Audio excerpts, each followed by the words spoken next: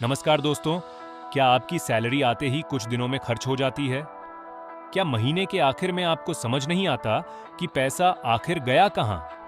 और क्या आप हर महीने सोचते हैं, अगले महीने से पक्का बजट बनाऊंगा और पैसे बचाऊंगा, लेकिन अगला महीना आते ही वही कहानी दोबारा शुरू हो जाती है? अगर ऐसा आपके साथ भी होता है तो इस वीडियो को अंत तक जरूर देखिए, क्योंकि आज हम बिल्कुल आसान भाषा में समझेंगे कि बजट क्या होता है, बजट कैसे बनाते हैं, सैलरी को अलग अलग हिस्सों में कैसे बांटते हैं और खर्चों को कंट्रोल कैसे करते हैं। और सबसे खास बात, बजट बनाने के लिए आपको कोई बड़ा फाइनेंशियल एक्सपर्ट बनने की जरूरत नहीं है। आप सिर्फ एक मोबाइल, कागज और पेन की मदद से भी अपना पूरा मंथली बजट बना सकते हैं। तो चलिए बिल्कुल शुरुआत से समझते हैं। सबसे पहले समझते हैं कि बजट आखिर होता क्या है। सरल भाषा में कहें तो बजट मतलब अपने पैसे के लिए पहले से एक प्लान बनाना। मान लीजिए आपकी महीने की इनकम है 30,000 रुपये। अगर आप बिना किसी प्लान के पैसा खर्च करते हैं तो हो सकता है महीने की शुरुआत में आप खूब खर्च कर दें और महीने के अंत में पैसे कम पड़ जाएं। लेकिन अगर आपने पहले से तय कर लिया कि 10,000 रुपये घर के जरूरी खर्च के लिए, 5,000 रुपये खाने और यात्रा के लिए, 5,000 रुपये बचत के लिए और बाकी पैसा दूसरे खर्चों के लिए रहेगा, तो आपके पैसे को एक दिशा मिल जाती है। यही बजट है। ध्यान रखिए, बजट का मतलब ये नहीं है कि आपको हर चीज खरीदना बंद करना है। बजट का मतलब है पैसा वहीं खर्च करना जहां उसकी सबसे ज्यादा जरूरत है। अब सवाल आता है, आखिर बजट बनाना इतना जरूरी क्यों है? पहला फायदा है, आपको पता चलता है पैसा कहां जा रहा है। कई बार हमें लगता है कि हम ज्यादा खर्च नहीं करते, लेकिन जब हम अपने पूरे महीने के खर्च लिखते हैं तो पता चलता है कि छोटी छोटी चीजों में काफी पैसा चला गया। दूसरा फायदा, सेविंग करना आसान हो जाता है। जब बचत के लिए पहले से पैसा अलग रखा जाता है तो उसके खर्च होने की संभावना कम होती है। तीसरा फायदा, अनावश्यक खर्च कम होते हैं। जब आपका बजट सामने होता है तो आप खुद पहचान सकते हैं कि कौन सा खर्च जरूरी है और कौन सा सिर्फ इच्छा है। और चौथा फायदा, फाइनेंशियल गोल्स पूरे करना आसान होता है। जैसे आपको नया मोबाइल खरीदना है, घर के लिए पैसा जमा करना है, इमरजेंसी फंड बनाना है या भविष्य के लिए निवेश करना है। बजट आपको इन गोल्स की तरफ लगातार आगे बढ़ने में मदद करता है। अब शुरू करते हैं बजट बनाने का पहला स्टेप। स्टेप नंबर 1, अपनी पूरी मंथली इनकम लिखिए। अगर आपकी सैलरी 30,000 रुपए है तो सबसे पहले लिखिए मंथली इनकम बराबर 30,000 रुपए। लेकिन अगर आपकी इनकम सिर्फ सैलरी से नहीं आती तो बाकी इनकम भी जोड़ें, जैसे freelancing income, business income, part time income, commission या दूसरी नियमित कमाई। लेकिन एक बात ध्यान रखें, अगर आपकी इनकम हर महीने अलग अलग होती है तो बजट बनाते समय बहुत ज्यादा अनुमान लगाकर खर्च तय न करें। थोड़ा कंजर्वेटिव बजट बनाना बेहतर होता है। मतलब अगर कभी 30,000 रुपये और कभी 35,000 रुपये कमाते हैं तो ज़रूरी खर्चों की प्लानिंग 35,000 रुपये के हिसाब से नहीं, बल्कि कम और सुरक्षित इनकम के हिसाब से करना ज़्यादा समझदारी हो सकती है। अब दूसरा स्टेप है फिक्स्ड एक्सपेंसेस। फिक्स्ड एक्सपेंसेस यानी ऐसे खर्च जो हर महीने लगभग तय रहते हैं। उदाहरण के लिए घर का rent, EMI, school fees, insurance premium, internet bill, कुछ जरूरी सब्सक्रिप्शंस आदि। मान लीजिए आपकी इनकम 30,000 रुपये है और आपका रेंट 8,000 रुपये है, तो बजट में सबसे पहले लिखें रेंट बराबर 8,000 रुपये। अगर ईएमआई 3,000 रुपये है तो ईएमआई बराबर 3,000 रुपये। अब आपको शुरुआत में ही पता चल गया कि आपकी इनकम का कितना हिस्सा पहले से तय खर्चों में चला जाएगा। यही वजह है कि बजट बनाने में सबसे पहले फिक्स्ड एक्सपेंसेस लिखना जरूरी है। अब आते हैं वेरिएबल एक्सपेंसेस पर। ये ऐसे खर्च हैं जो हर महीने बदल सकते हैं, जैसे सब्जी, किराना, बिजली, पेट्रोल, बाहर खाना, शॉपिंग, एंटरटेनमेंट आदि। मान लीजिए किसी महीने आपका खाने का खर्च 3,000 रुपये है और अगले महीने 4,000 रुपये हो जाता है, तो यह वेरिएबल एक्सपेंस है। इन खर्चों को कंट्रोल करना बजट का बहुत महत्वपूर्ण हिस्सा है, क्योंकि फिक्स्ड एक्सपेंसेस को बदलना कई बार मुश्किल होता है, लेकिन वेरिएबल एक्सपेंसेस में हम छोटे बदलाव करके अच्छी बचत कर सकते हैं।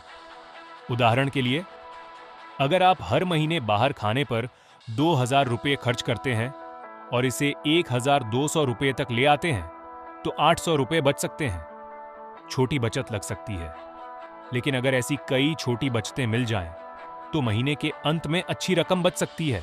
अब बजट बनाने का सबसे महत्वपूर्ण हिस्सा, नीड्स और वांट्स को अलग करना। नीड्स मतलब जरूरत और वांट्स मतलब इच्छा। उदाहरण के लिए, घर का खाना एक नीड हो सकता है, लेकिन रोज रेस्टोरेंट में खाना वांट हो सकता है। बिजली का बिल नीड है, लेकिन नया महंगा गैजेट खरीदना वांट हो सकता है। जरूरी ट्रैवल नीड हो सकता है, लेकिन सिर्फ घूमने के लिए किया गया खर्च वांट हो सकता है। यहां आपको वांट्स को पूरी तरह खत्म करने की जरूरत नहीं है। बस यह समझना जरूरी है कि पहले नीड्स पूरी होंगी, उसके बाद वांट्स के लिए पैसा निकलेगा। यही छोटी सी आदत बजट को मजबूत बनाती है। अब बात करते हैं एक पॉपुलर बजटिंग रूल की, 50-30-20 रूल। इस रूल में इनकम को 3 हिस्सों में बांटने की कोशिश की जाती है। लगभग 50% जरूरतों के लिए, जैसे रेंट, फूड, बिल्स और जरूरी खर्च। लगभग 30% वांट्स के लिए, जैसे एंटरटेनमेंट, शॉपिंग, बाहर खाना या हॉबीज। और लगभग 20% सेविंग और फाइनेंशियल गोल्स के लिए। मान लीजिए आपकी इनकम 30,000 रुपये है, तो एक उदाहरण के तौर पर 50% बराबर 15,000 रुपये, 30% बराबर 9,000 रुपये, 20% बराबर 6,000 रुपये। लेकिन ध्यान रखें, यह कोई ऐसा नियम नहीं है जिसे हर व्यक्ति को बिल्कुल इसी रेशियो में फॉलो करना ही पड़े। अगर आपका रेंट ज्यादा है, इनकम कम है या आपकी फाइनेंशियल सिचुएशन अलग है, तो आपका रेशियो भी अलग हो सकता है। इस रूल को एक स्टार्टिंग पॉइंट की तरह इस्तेमाल करें। अब एक बहुत महत्वपूर्ण आदत, पहले सेविंग फिर स्पेंडिंग। अधिकतर लोग क्या करते हैं, पहले महीने भर खर्च करते हैं, फिर महीने के अंत में जो पैसा बचता है उसे सेव करने की कोशिश करते हैं और अक्सर कुछ बचता ही नहीं। इसीलिए तरीका थोड़ा बदलें। इनकम मिलते ही सेविंग का पैसा अलग कर दें।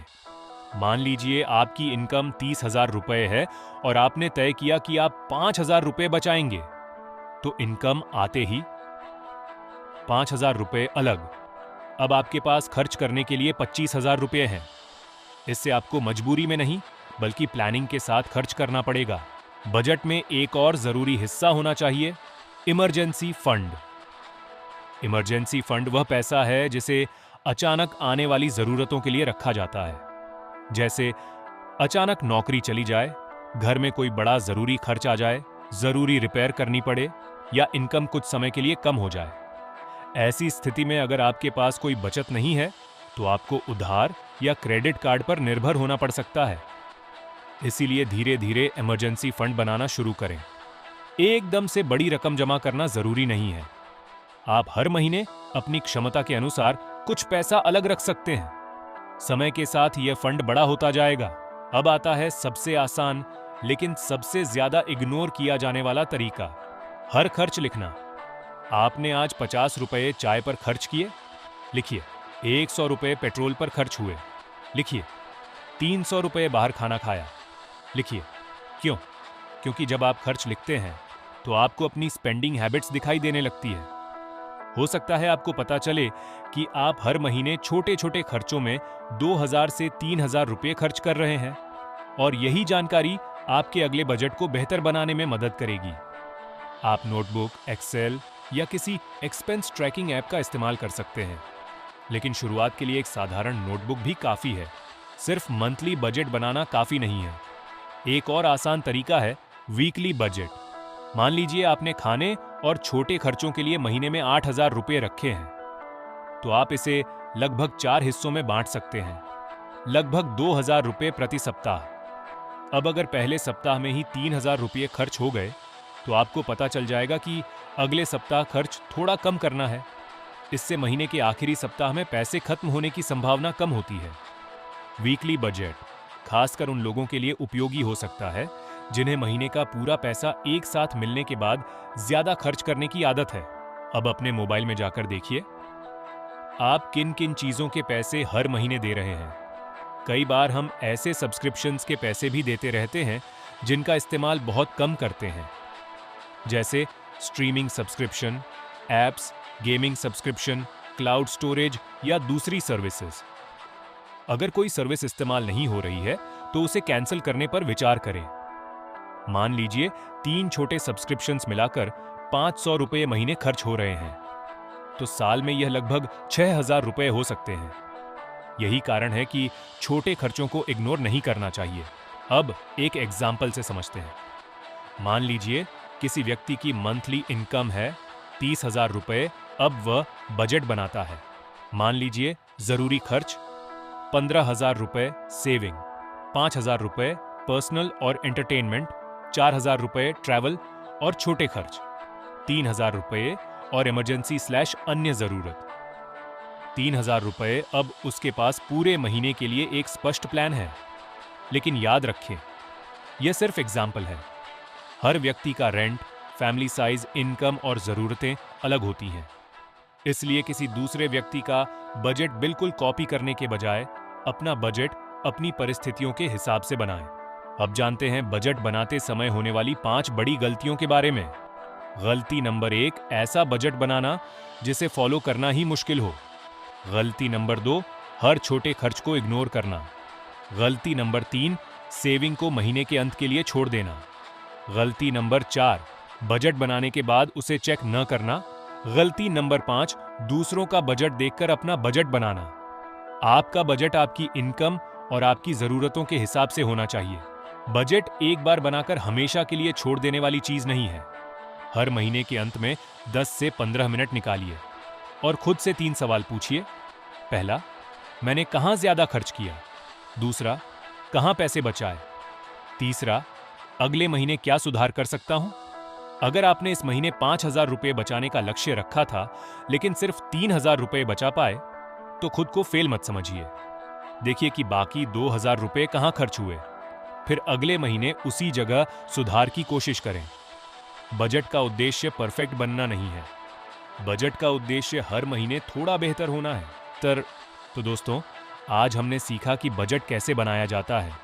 सबसे पहले अपनी इनकम लिखिए, फिर फिक्स्ड और वेरिएबल एक्सपेंसेस अलग कीजिए।